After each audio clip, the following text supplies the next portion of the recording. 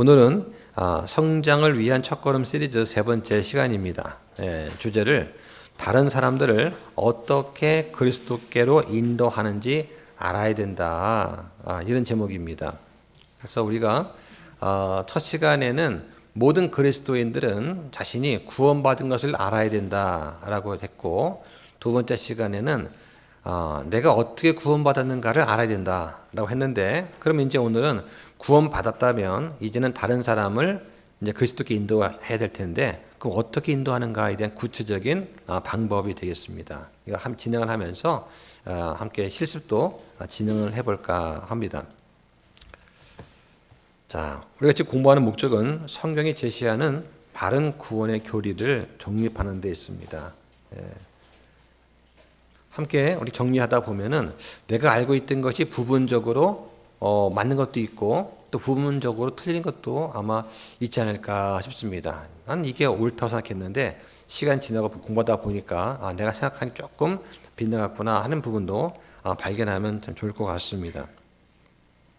그리스도인들이 반드시 알아야 될 것이 있다. 다른 사람을 어떻게 주 예수 그리스도께 인도할까, 또 믿게 만들까라고 하는 것입니다.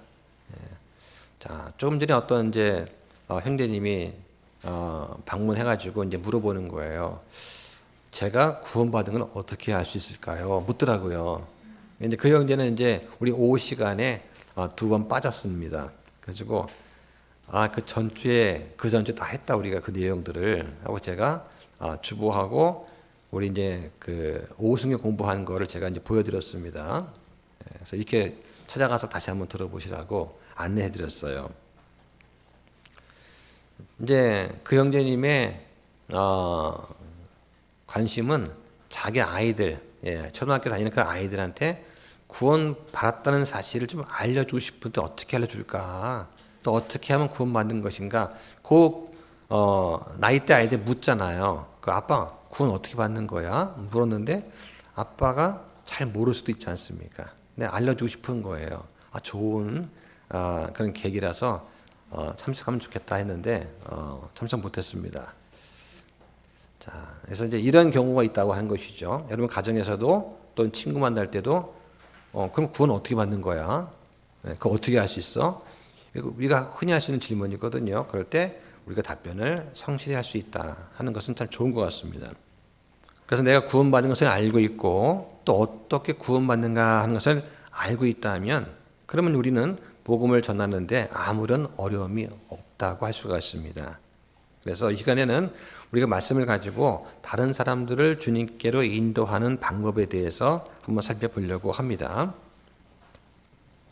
자, 많은 교회인 목사님들이 교회 교인을 돌리기 위해서 여러 가지 형식의 어떤 구령 프로그램을 이제 만들어서 훈련시키는 경우가 있습니다. 원래 이제 원래는 구령이 아니고 구혼이 맞죠. 그죠? 예. 그래서 혼을 구한다 해서 이제 구혼인데, 우리가 이제 구혼 그러면 좀 이제 혼동할 수 있으니까 구령 이렇게 해서 하고 있는데, 원래는 구혼이 더 맞는 말이죠. 자, 그래서 이런 훈련을 통하면 구원받은 사람들이 무슨 일을 해야 될 것인가, 또 주님과 어떻게 동행하는가 하는 것에 대해서 가르치기도 합니다. 자, 미국의 장로교 목사이자 작가였던 R.C. 헬버슨이라는 분이 이런 말을 했습니다. 복음 전도는 신약 성경에서 한 가지 이슈로 다루어진 적이 없다. 사도들은 복음 전도를 위해서 어떤 프로그램을 만들거나 조직하거나 계획을 잡고 촉구하고 권면하고 꾸짖는 그런 복음화 운동을 한 적이 없다. 복음 전도는 그냥 일어났다고 하는 것입니다. 태양이 떠오르면서 빛이 비추듯이 신자들이 모인 곳에서는 자동적으로, 자발적으로, 지속적으로 전염병이 번지듯이 복음을 전파해 나갔다라고 말을 합니다. 맞는 말 같지 않습니까? 누가 가르쳐 주지 않아도 구원받은 사람은 자연스럽게 친구들을 통해서 또 가족한테 나 구원받았어 하고 얘기를 꺼내면서 어떻게 받았는데 그러면서 자연스럽게 얘기가 진행될 수 있을 것 같아요. 다만 거기에 대해서 너무나 부정적인 반응이 많다 보니까 이제는 용기를 내서 그런 말을 꺼내기가 쉽지 않아진 것이 이제 안타까운 점이죠. 복음을 증거할 때는 여러 가지 방법이 있습니다. 특정하게 어떤 정해진 방법이나 룰이 있는 건 아니에요. 사람마다 다른 방법을 갖고 있습니다. 자, 그런데 이 증언하는 것, 증거하는 것은 경험에 의해서 습득이 되는 거예요. 해보지 않으면 모릅니다. 그래서 우리는 특히 성령님을 통해서 지혜를 잘 활용해야 됩니다. 보통 사용하는 방법이 뭐냐? 로마서의 대로라고 하는 방법이에요. 로마서의 대로. 무슨 얘기냐면 로마서에는 다른 사람을 그리스도께 인도할 수 있는데 필요한 그런 고든 길, 큰 길이 있다라고 하는 것입니다. 그러니까 로마서를 펼쳐가지고 그 대로를 따라서 1번, 2번, 3번, 4번 쭉 가다 보면 그러면 이제 복음을 전할 수 있는 길이 그 안에 다 포함되어 있다라고 하는 것이죠. 그러니까 여러 가지 성경을 들칠 필요 없이 로마서 한 권만 가지고도 할 수가 있습니다. 그래서 보통 우리가 쪽복음 같은 거 전할 때 로마서를 또 많이 활용하는 이유도 거기에 있는 것 같습니다. 자, 때에 따라서는 많은 시간을 할애해서 복음을 전해낼 필요도 있고 어떤 경우는 함께 성경을 찾아가 보면서 복음을 전할 때도 있습니다. 또 어떤 때는 단 몇 분 만에 복음을 전하는 그런 경우도 있고요. 자, 중요한 것은 항상 성령님의 인도하심에 예민하게 우리가 깨어 있어야 할 것입니다. 그래서 우리가 항상 복음의 씨를 뿌릴 준비가 되어 있어야 됩니다. 그리고 거둘 준비도 되어 있어야 한다는 것입니다. 그래서 상황이 허락하면 항상 뿌리고 거둔다고 하는 것을 우리는 기억하면 좋겠습니다. 그래서 구원, soul winning 하는 거, 자, 이걸 우리가 한번 해볼 텐데요. 자, 정말로 내가 어떤 사람의 혼을 구원하고 싶다. 가족이 되었던, 친구가 되었던, 누가 되었든, 그러면 우리 마음을 하나님과 하나님의 말씀으로 가득 채워야 됩니다. 그죠? 복음을 전하면서 그 사람한테 어떤 내가 필요한 계획을 성립한다든가 이득을 얻을 목적으로 하는 것이 아니라 순수하게 그 사람의 혼을 불쌍히 여기면서 하나님과 말씀으로 내 안을 가득 채워야 되겠다라고 하는 것이죠. 그러려면 우리가 하나님과 사람 앞에서 선한 간증을 유지하고 있어야 됩니다. 그러니까 얼굴 딱 보면 얼굴에 써 있어요. 근심, 걱정, 불평, 불만을 드러내면서 세상적인 욕심과 또 이게 채워지지 않았을 때 불평하고 낙담하는 그런 모습을 그때그때 보여주면서 다른 사람을 전도할 수는 없습니다. 예전에 어떤 분이 이제 그 TV에 나와서 그런 말을 했던 것 같아요. 전국 자동차 판매 왕인데 여자분입니다. 근데 그분이 간증하는 거예요. 간증. CBS 방송인가 본 것 같은데 자기는 많은 사람을 전도를 했다. 그러면서 자동차 판매 왕이에요, 이 사람이. 그 얼마큼 사람을 잘 다뤘겠습니까? 그렇죠? 가는데 긁어주고 뭐 이렇게 했겠죠. 그런데 그렇게 하면서 이분이 또 전도를 열심히 했다고 하는 거예요. 그러니까 전도를 한다는 것은 사람을 잘 이해하는 것도 많은 도움이 되는 것 같아요. 자, 그런데 이제 영업사원 그러면 딱 떠오르는 이미지가 있지 않습니까? 어떠한 어려움과 근심, 걱정이 있어도 얼굴에 항상 미소를 잊지 말아야 된다고 하는 그런 것이 있죠. 하나님께서는 우리를 사용하셔서 사람들을 그리스도께 인도하십니다. 그래서 어떤 증거를 더 내가 잘하려면 어떤 프로그램을 내가 많이 익혀야 된다. 이거는 관계가 없어요. 내가 내 구원에 대해서 확신이 없는 상태라면은 다른 사람 앞에서 아무런 간증도 유지할 수가 없을 것입니다. 그러니까 말로는 교회 다닌다고 하면서 세상과 전혀 다른 구분되는 행동을 하지 않는 그런 삶을 산다면 그런 사람은 전도하기가 아마 어려울 것입니다. 직장 하다 보면 그런 사람들이 있어요. 내가 뭐 교회 집사네 뭐네 이렇게 쭉 하는데 하는 행동을 보면 얌체 같은 짓을 해요. 남보다 배려하기보다는 더 챙기기를 좋아하고 그런 사람이 많습니다. 그러면서 입으로는 나 교회 간다고 그러고 이번 주 일요일에 교회 가니까 나는 야근 못해라든가 뭐 이렇게 핑계를 대는 것이죠. 자, 그래서 로마서의 대로라는 거, 로마서의 길, 로만스 로드라고 하는 것인데요. 자, 여기에는 복음의 핵심 진리가 있습니다. 미국 독립침례교회 목사인 잭 카일스 목사가 이렇게 말을 했습니다. 성경에 단 한 구절도 암송하지 못했다 하더라도 구령자가 될 수 있다. 단 자신의 성경의 다음에 어느 구절로 가야 할지 표시만 정확하게 해둔다면 가능하다. 이런 말을 했습니다. 그러니까 성경 말씀을 잘 내가 구구절절하게 줄줄 못 외울 수 있어요. 그래도 성경을 펴가지고 내가 이거 읽은 다음에 어디로 내가 가야 될지 표시만 잘 해둔다면 누구나 전도할 수 있다고 하는 것입니다. 자, 이거 가지고 오늘 하신 다음에 집에 가셔서 가족분들하고 또 나눠보시면 좋을 것 같습니다. 그래서 내가 이 구절 다음에 말해야 될 구절에 대해서 참조 구절을 성경에 표시해 두는 이런 방법을 로마서에 적용한 것을 가리켜서 로마서의 대로다 이렇게 말을 합니다. 자, 많은 분들이 이거를 이제 사용하고 있습니다. 그래서 우리가 혼을 구원할 때 신뢰감과 확신을 주는 데 있어서 성경책을 펴서 보여주는 것보다 더 좋은 방법은 없을 것입니다. 그러니까 처음에 이렇게 며칠 훈련하게 되면 그러면 이제 그 다음에는 구태 우리가 이렇게 표시를 해두지 않더라도 성경을 펴서 보여줄 수가 있을 것입니다. 자, 맨 먼저 성경을 준비해야 되겠죠. 자, 신약만 있는 성경도 괜찮고 글자가 크면 더 좋습니다. 글자가 크면 나하고 상대방 같이 볼 수 있으니까 더 좋습니다. 자, 그 다음에는 내가 말하고자 하는 그 구절에 형광펜 같은 것을 써서 진하게 강조 표시를 해두면 도움이 됩니다. 가능하면 그 중요한 부분을 상대방이 좀 볼 수 있게 해주는 것도 좋겠죠. 자, 그 다음에 이제 참조 구절을 성경의 여백에다가 직접 기록해 두는 거예요. 성경에는 이제 위아래 여백이 있습니다. 이걸 활용해서 여기에 좀 메모를 좀 많이 해 두신 분이라면은 그냥 포스트잇을 활용해서 다음에 어디로 가야 된다라고 표시해 두면 좋을 것 같습니다. 자, 참조 구절을 활용하는 방법을 좀 예를 들어 보겠습니다. 자, 먼저 이제 중요한 것은 구원에 관련된 구절로 이제 시작을 하는 거예요. 성경을 처음 피자마자 하나님은 여러분을 사랑하십니다부터 시작하지 말고 로마서에서 시작하는데 구원에 관련된 구절로 먼저 시작하는 게 더 좋은 것 같습니다.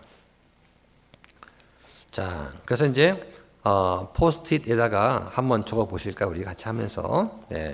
자, 1번 한번 적으신 다음에 자, 1번은 포스트잇의 맨 오른쪽 끝에다 하는 게 좋습니다. 오른쪽 끝에다. 그래야지 포스트 붙이면 보여요.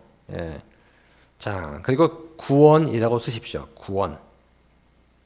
자, 구원. 자, 그리고 로마서 3장 10절 이렇게 한번 적어 보시면 좋을 것 같아요. 그러니까 포스트잇을 성경에다 끼워야 되니까 안 보이는 부분이 있을 수 있어요. 그러니까 적어도 1번은 보여야 됩니다. 1번 구원은 보여야 되고 그 다음에 이제 1번 구원 옆에다가 로마서 3장 10절 하고 쓰시면 좋겠습니다. 자, 그러면 성경을 펴서 로마서 3장 10절을 한번 보시기 바랍니다. 자, 함께 읽어볼까요? 자, 시작. 이것은 기록된 바 위로운 자는 없나니 단 한 사람도 없으며. 자, 지금 우리가 이제 이 시간은 교리를 설명한 시간이 아니고 이제 전도하는 방법을 익히는 시간이기 때문에 교리 설명보다는 먼저 이제 포스트잇을 붙여보는 겁니다. 자, 그러면 여기 10절 뭐 위라든가 밑이라든가 거기다가 한번 1번이라는 숫자가 잘 보이도록 한번 붙여보시기 바랍니다. 자, 그 다음에 이제 2번을 또 쓰셔야 되겠죠. 자, 2번하고 포스트잇에다가 기록을 하시고 자, 아까 3장 10절 해놓고 여유가 되면 좋은데 없을 수가 있어요. 그럼 2번 해놓고 로마서 3장 23절하고 쓰면 됩니다. 롬 3장 23절하고 쓰고 자, 그런 다음에 이제 거기 다음 페이지가 되겠죠? 거기다 붙여놓는 거예요. 3장 23절을 펴서 보겠습니다. 자, 함께 읽어볼까요? 다시 시작. 모든 사람이 죄를 지어 하나님의 영광에 이르지 못하더니. 자, 지금 이렇게 좀 써놓고 각 구조에 대한 설명은 좀 이따 같이 또 보도록 하겠습니다. 자, 그럼 이제 3장 10절을 썼으면 이제 3번으로 이제 가야 됩니다. 자, 그래서 이제 그 3장 23절을 가서 했으면 그 다음에 로마서 5장 12절. 자, 3번은 로마서 5장 12절을 적습니다. 자, 한번 읽어볼까요? 다시 시작. 그러므로 한 사람으로 말미암아 죄가 세상에 들어오고 죄로 말미암아 사망에 들어왔으며 이로써 사망이 모든 사람들에게 전달되었으니 이는 모든 사람이 죄를 지었기 때문이다. 자, 이 구절에다가 이제 붙여놓습니다. 자, 그 다음에 이제 4번 써야 되겠죠? 자, 4번은 로마서 6장 23절입니다. 로마서 6장 23절. 다 로마서에 이제 모일러 있어요. 예, 그러니까 나중에 여러분이 이제 하실 때 1번부터 뭐 6번이다 그러면은 위에부터 포스트잇 조정하시는 거예요. 맨 위부터 1, 2, 3, 4, 5, 6을 좀 눈에 보이게 붙이면 더 좋습니다. 지금은 또 붙여도 돼요. 또 띄어야 되니까. 자, 6장 23절을 함께 읽어봅니다. 시작. 죄의 삭슨 사망이나 하나님의 선물은 예수 그리스도 우리 주를 통해 얻는 영원한 생명이니라. 자, 여기다가 이제 붙여놓는 거예요. 그 다음에 이제 몇 번이죠? 자, 5번. 자, 5번은 로마서 5장 8절입니다. 자, 8절 함께 씁니다. 시작.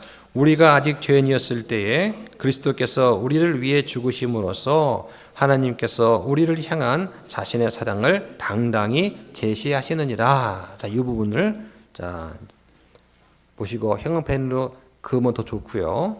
형광펜으로 그으시고 여기다 표시를 해놓으면 좋겠죠. 자, 그 다음에 몇 번입니까? 자, 6번 쓰시고 로마서 10장 9절로 13절. 로마서 10장 9절로 13절. 자, 이게 이제 마지막 구절이거든요. 로마서 10장 9절로 13절. 이 정도까지만 우리가 전할 수 있는 시간을 좀 확보한다면 좋을 것 같아요. 너무 많이 해봐야 상대방이 이제 바쁠 수도 있고 불편합니다. 그러니까 짧게 핵심만 좀 전하는 거예요. 자, 9절부터 13절까지 함께 있습니다. 시작. 내가 만일 내 입으로 주 예수님을 시인하고 하나님께서 그분을 죽은 자들로부터 일으키신 것을 내 마음속으로 믿으면 구원을 받으리니 사람이 마음으로 믿어 의에 이르고 입으로 시인하여 구원에 이르느니라. 성경 기록이 이르기를 누구든지 그분을 믿는 자는 수치를 당하지 아니하리라 하나니 이는 유대인과 그리스인 사이에 차별이 없기 때문이라. 모든 사람 위에 계신 같은 주께서 자신을 부르는 모든 사람에게 부여하시니 누구든지 주 이름을 부르는 자는 구원을 받으리라. 자, 이런 구조 같은 경우 있지 않습니까? 좀 길잖아요. 그러면 상대방한테만 읽어보라 권할 수도 있고 한 절씩 교대로 이렇게 읽어도 좋습니다. 예. 그렇게 해서 읽다 보면 분명히 마음속에 궁금한 게 생길 거예요. 예. 자, 그래서 우리가 앞에서 로마서 3장 10절, 23절 뭐냐면 사람이 죄인이다 하는 것을 보여줍니다. 그 다음에 12절과 6장 23절은 죄의 대가가 있다 하는 것이죠. 예. 이런 것도 한번 적어도 좋습니다. 아까 3장 10절에는 우리가 구원이라고 적었지 않습니까? 그러면 23절 거기 포스트잇에는 사람은 죄인. 예. 내가 적어두면 좋겠죠. 예. 그 다음에 5장 12절 죄의 대가라고 적어두면 훨씬 더 말을 전개하기가 쉬울 거예요. 예. 말씀을 다 펼쳤는데 무슨 말을 해야 되지? 하고 당황할 수 있으니까 예. 죄의 대가라고 적으시면 좋고, 자 5장 8절에다가는 예수님이 대가 지불했음 뭐 이런 식으로 대가를 치루었음 라든가 이런 어구를 적어두면은 훨씬 더 기억하기가 쉬울 것 같아요. 자, 그 다음에 10장 13절. 자, 9절, 10장 9절 13절. 여기에 9절에다가는 믿고 구하라. 이런 식으로 믿고 구하면 뭐 이렇게 간단하게 적으면 될 것 같습니다. 누구든지 예수 그리스도의 보혈을 믿고 그분께 긍휼을 구하면 누구나 구원을 받을 수 있다. 이 말을 압축해서 믿고 구하라 뭐 이런 식으로 적어두면 그러면 이제 내가 무슨 말을 해야 될지는 기억이 나실 것 같아요. 자, 일단 적어 놓으셨어. 자, 그러면 나중에 이제 어떻게 되냐면 지금 1번, 2번, 3번, 4번, 5번, 6번이 지금 중구난방 아닙니까? 그렇죠? 예, 중구난방인데 예, 가능하면은 자, 저 보시면 이렇게 꼬다리가 여기 1, 2, 3 숫자만 보이죠. 숫자만. 예, 숫자만 보이게끔 하고 나머지는 안으로 쭉 집어넣으시면 돼요. 그리고 1번은 맨 위에 오게끔 하고 1, 2, 3, 4, 5, 6 이렇게 위부터 쭉 하면은 아마 찾기가 쉬우실 겁니다. 안 그러면 1번 뒤에 2번이 묻어 있거나 또는 뭐 4번이 묻어 있거나 그러면 하기 힘들죠. 이렇게 해서 표시해 두시면 좀 좋으실 것 같습니다. 자, 일단 그거부터 한번 먼저 다 해보시고 그 다음부터 진행해 보겠습니다. 상대방한테 신뢰를 주기 위해서는 막히지 않고 넘어갈 수 있도록 연습을 해 두시면 됩니다. 자, 우리가 이제 말씀을 열어서 증거할 때에 주의할 건 한 번에 너무 많은 구절을 보여주려고 하지 않는 거 이거 필요합니다. 많은 거 보여주면 혼동을 할 수 있어요. 예, 그래서 단순하면 단순할수록 이해하거나 기억하기가 좋습니다. 그러니까 구원받기도 더 용이하겠죠. 자, 이것 외에다가 조금 더 이제 우리가 첨가해 상대방의 질문에 대변해서 좀 이것도 알아두면 좋을 구조를 몇 개를 좀 더 알려주겠습니다. 자, 이거는 이제 다른 색깔의 포스트잇으로 붙이면 참 좋은데 이따 드릴게요. 지금 없으시죠? 예, 다 똑같은 색깔이죠. 자, 고린도후서 5장 21절 보실까요? 그리스도께서 죄가 없으신 분이다. 그런데 우리 죄를 직접 담당하셨고 믿는 사람한테 자기 의를 주신다 하는 구절이 나와 있습니다. 자, 이거 한번 같이 읽어보겠습니다. 시작. 하나님께서 죄를 알지 못한 그분을 우리를 위해 죄가 되게 하신 것은 우리가 그분 안에서 하나님의 의가 되게 하려 하심이라. 자, 이게 단번 속죄 교리를 설명할 때 많이 쓰는 구절입니다. 그럼 이제 아까 우리가 6개 구절을 쭉 전해서 이제 안내해 줬는데 그런데 자, 상대방이 이제 질문할 수 있을 거예요. 그죠? 뭐 난 죄가 없는데 왜 죄가 있다고 그러냐 등등 여러 가지가 있겠죠. 예, 그 중에 하나가 자, 하나님께서 죄를 알지 못한 예수님을 우리를 위해서 대신 죄가 되게 해주셨습니다. 이런 말을 하면 자, 왜 그랬을까요? 답변이 여기 있다는 얘기죠. 우리가 그분 안에서 하나님의 의가 되게 하십니다. 그러니까 우리가 죽고 심판석 앞에 섰을 때에 하나님께서 우리를 심판하셔야 될 텐데, 그런데 우리가 예수님 믿게 되면 하나님께서 우리 안에 들어있는 예수님의 그 의, 하나님의 의를 보시고 옳구나. 네가 죄인이었지만 예수 그리스도의 보혈의 피로 네 죄가 씻겼구나. 너는 의롭구나 라고 여겨주시고 그래서 그 의를 하나님 보시고 우리 용서하신다는 것이죠. 그걸 설명하기 위해서 이 구절이 또 필요합니다. 자, 또 하나 보겠습니다. 자, 우리가 많이 알고 있는 구절 에베소서 2장 8절 9절 보시죠. 자, 어떻게 하면 구원받습니까? 그럴 때 어떤 행위가 필요합니까? 아니다. 행위가 전혀 필요치 않다라고 말씀하시면서 왜 행위가 필요 없느냐? 자, 2장 8절 9절 함께 읽습니다. 시작. 너희가 믿음을 통해 은혜로 구원을 받았나니 그것은 너희 자신에게서 난 것이 아니요 하나님의 선물이니라. 행위에서 난 것이 아니니 이것은 아무도 자랑하지 못하게 하려 함이라. 우리가 어떤 선한 일을 하고 착한 일을 하고 기부를 많이 하고 약한 자를 도와주고 이런 선한 행위를 통해서는 결코 구원 받을 수가 없다고 하는 것을 눈으로 보여주는 것이 참 중요합니다. 그래서 행위를 통해서 구원받는 것이 아니다. 예. 바꿔 말하면 행위를 내가 안 한다고 해서 구원받은 것이 잃어버리는 것도 아니다. 똑같은 이야기가 되겠죠. 예. 행위를 조건이 되게 되면 우리는 무척 불안해 할 수밖에 없을 것입니다. 자, 그러면 상대가 물어볼 겁니다. 그럼 복음이 뭔데요? 자, 복음이 무엇입니까? 하고 물어볼 때 답변할 수 있는 거. 고린도전서 15장 보시죠. 지금 여기다가 이제 포스트잇에다 붙인다면 예를 들면 이제 뭐 부록 1, 부록 2 할 수 있겠죠. 자, 부록 세 번째는 뭐냐? 고린도전서 15장 1절로 4절. 복음의 정의입니다. 복음이 무엇인가? 자, 1절부터 자, 4절까지가 복음이거든요. 자, 1절부터 4절까지 자, 한번 읽어 보겠습니다. 시작. 형제들아, 또한 나는 내가 너희에게 선포한 복음을 너희에게 밝히 알리노니 너희 역시 그 복음을 받았고 그 가운데 서 있느니라. 너희가 만일 내가 너희에게 선포한 것을 기억하고 헛되이 믿지 아니하였다면 역시 그 복음에 의해 구원을 받았느니라. 자, 여기까지는 이제 도입부고요. 복음의 핵심이 3절과 4절이에요. 자, 이것만 읽어 주셔도 됩니다.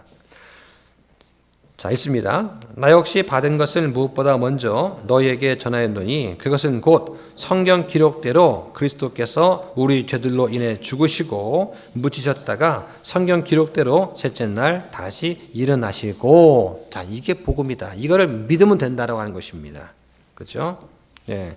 자, 그러면 우리가 구원받으려면, 즉 다시 태어나려면, 거듭나기 위해서는 반드시 그리스도를 영접해야 됩니다. 자, 이 구절이 어디 있을까?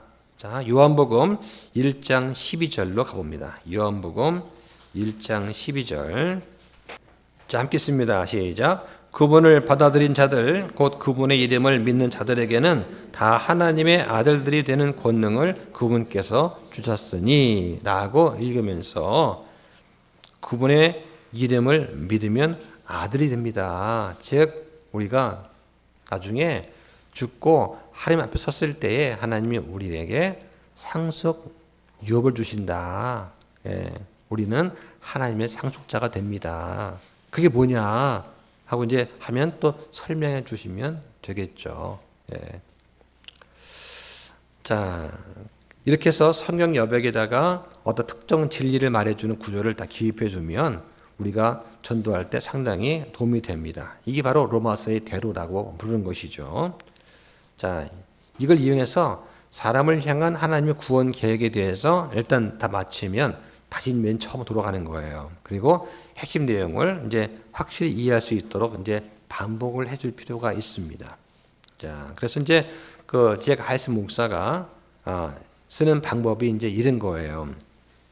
뭐라 하냐면 그분은 당신이 구원받기 위해서 꼭 알아야 할 것이 있는데 네 가지만 아시면 됩니다. 네 가지 하면서 네 가지를 이제 강조한다는 얘기죠. 첫 번째는 당신은 죄인이라는 사실을 알아야 됩니다. 자, 우리 같은 경우 저도 이제 지난주에 길 다니다 보면 전도지를 한 2개 받았거든요. 예. 전도지 받아보면 맨 처음에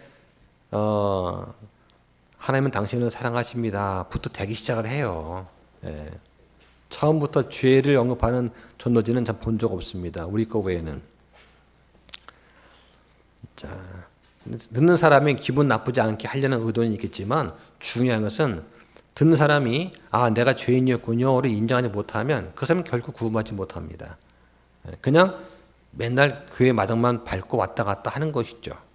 예. 그래서 우리가 저 사람을 2번 다시 못 볼 수 있다라는 전제하에서 마지막 기회라면 내가 뭘 가장 중요한 전할까? 네 가지는 알아야 된다. 첫 번째는 당신은 죄인의 사실을 알아야 됩니다. 그래서 아까 읽었던 우리가 로마서 3장 10절 기록된 바 의로운 사람은 없나니 한 사람도 없다고 성경에 말씀하십니다. 자, 이 말씀에 따르면 저는 의로운 사람이 아닙니다. 이럴 때 중요한 거 나부터 얘기해야 돼요. 예.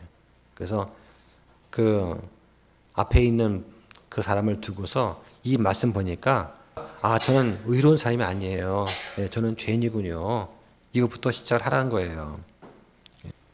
왜냐하면 성경에 의인이 한 명도 없다고 하니까 당연히 나도 의인이 아니죠. 이렇게 하는 것이 중요합니다. 성경은 모든 사람의 죄를 범했는데 그래서 하나님의 영광에 이르지 못하다고 말씀을 합니다.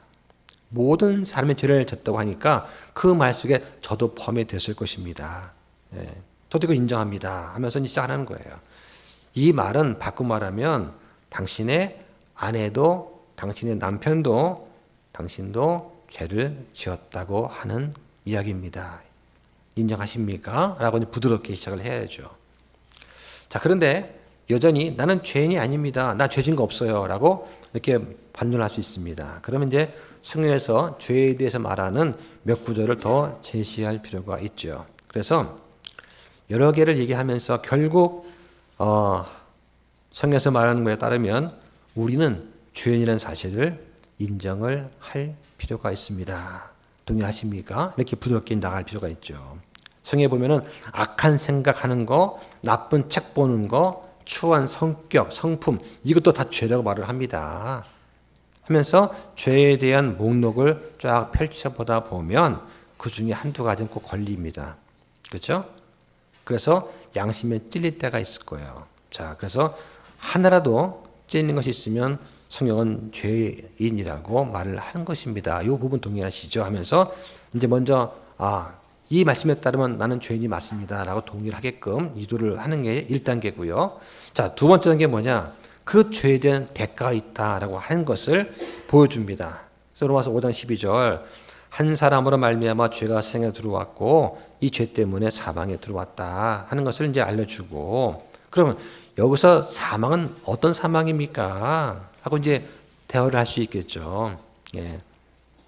몸이 죽는 것도 사망이지만 더 중요한 것이 있다. 바로 로마서 6장 23절 죄의 삭은 사망이다 하면서 어떤 사망이냐 하면서 넘어갈 것이 계시록 20장 14절 말씀이에요. 한번 볼까요? 계시록 20장 14절. 그러니까 핵심이 되는 한 6구절은 색깔을 노란색 했으면 부록은 파란색 또는 저기 첨가할 수 있는 구절은 빨간색 덧붙이면 좋을 것 같습니다. 죄에 관한 것도 빨간색도 괜찮은 것 같아요. 자, 20장 14절에 보면 사망과 지옥이 불호수에 던져졌더라. 이것은 둘째 사망이니라. 여기 보니까 사망과 지옥이 불호수에 던져졌다고 합니다. 둘째 사망, 사람은 두 번 죽는데요. 나이 들어 죽는 경우도 있지만 하나님과 영원히 분리돼서 지옥 불호수에 빠지는 것을 둘째 사망이라고 합니다. 성경이 이렇게 말하고 있어요. 알려주면 이제 상대방은 이제 슬슬 불안해질 것입니다. 자, 세 번째 기억할 것은 뭐냐면 우리가 할 게 뭐냐? 예수님께서 이 대가, 이 삭을 대신해서 지불하셨다 하는 사실을 우리가 가르쳐 줄 필요가 있습니다. 자, 그래서 이제 이 목사는 이렇게 말을 한다고 합니다. 자, 이제 하나님께서 저 하늘에서 내려다 보시니까 당신이 죄인이라는 사실을 아셨습니다.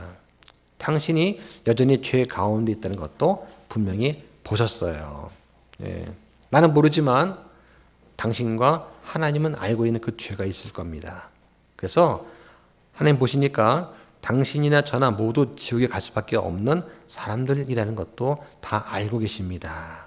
자, 그런데 하나님이 우리를 구원하시기 위해서 하나의 구원 계획을 세우셨다.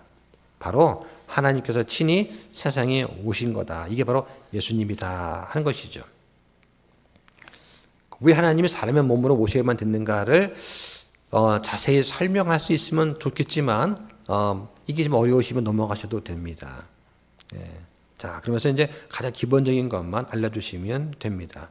예수님은 죄가 없으신 분인데 만약에 예수님이 죄를 하나로 졌다면 그 죄의 대가가 사망이고 지옥이다. 그러면 예수님이 어디로 가셔야 되겠냐? 지옥 아니냐? 그러나 예수님은 죄를 짓지 않으셨다. 그래서 예수님이 십자가를 지시고 그러면서 뭐라고 하셨는지 아십니까?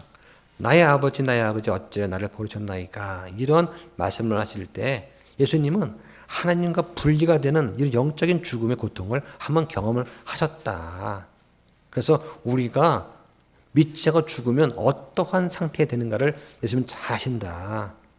이렇게 말씀을 또 전해주면 좋다라고 하는 것입니다.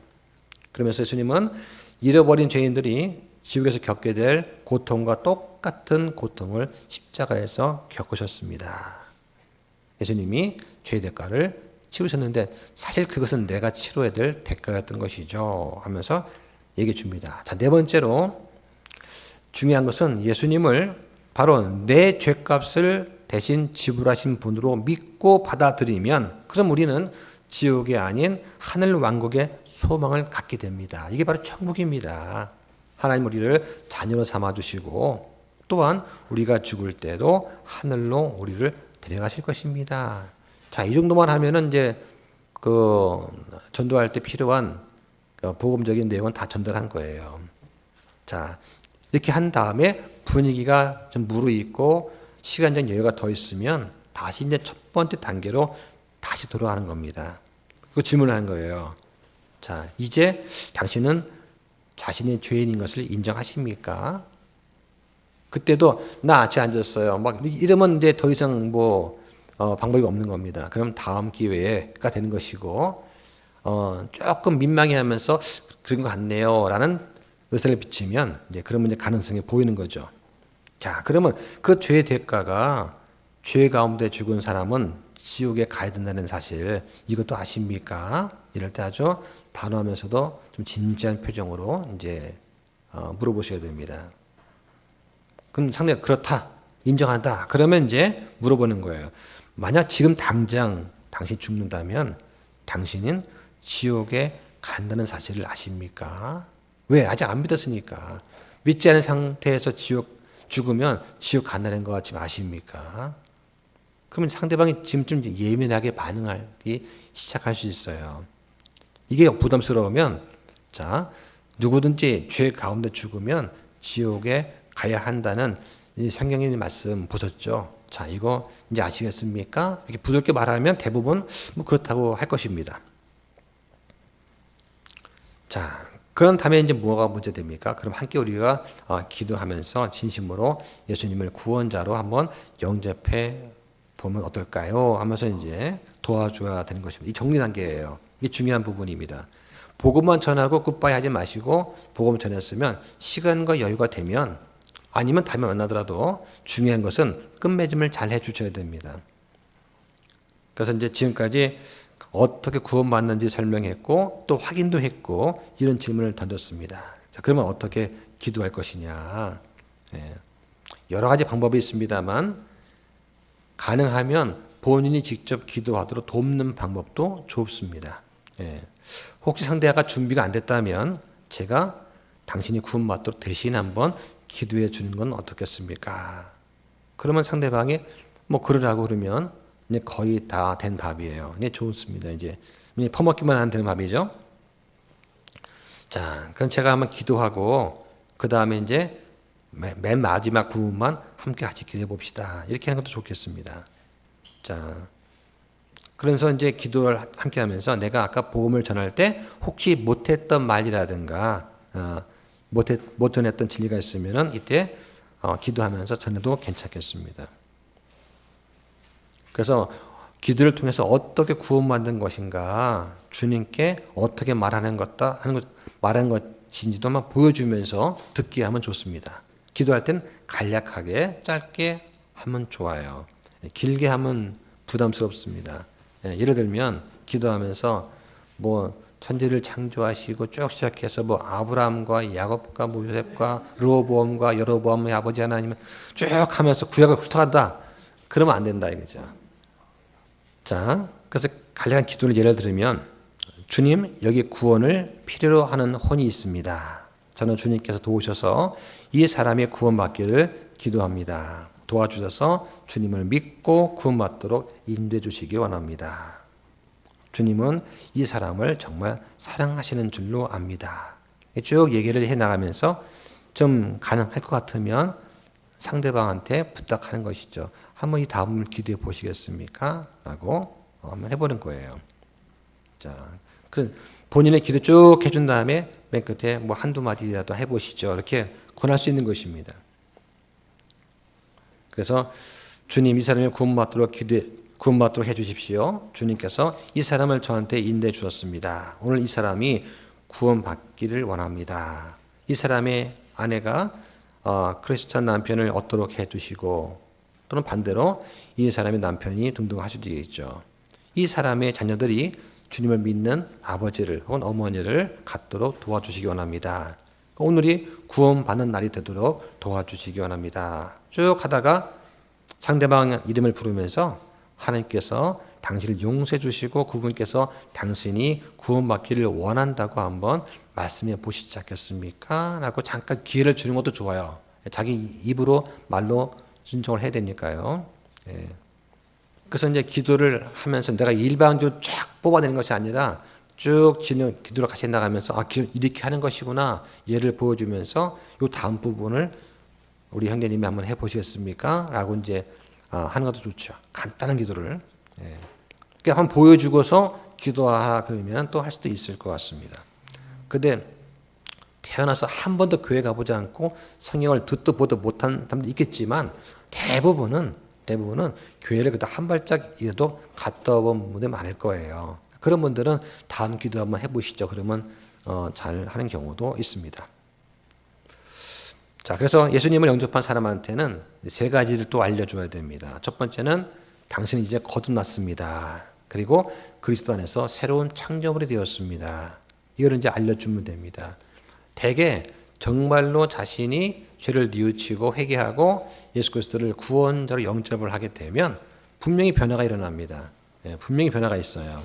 그 느낌, 그 감정을 있어요. 그러면 당신 지금 거듭났습니다. 그리스도 안에서 새로운 창조물이 되었습니다.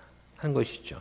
그러니까 이것과 함께 정말요? 그러면 고린도후서 5장 17절 같은 말씀도 한번 살짝 읽어주시면 더 좋아요. 예. 두 번째는 그리스도께서 다시 오셔서 천국 하늘 왕국으로 데려갈 때까지 성령님께서 우리 형제님을 또는 자매님을 성령님께서 인치셨습니다.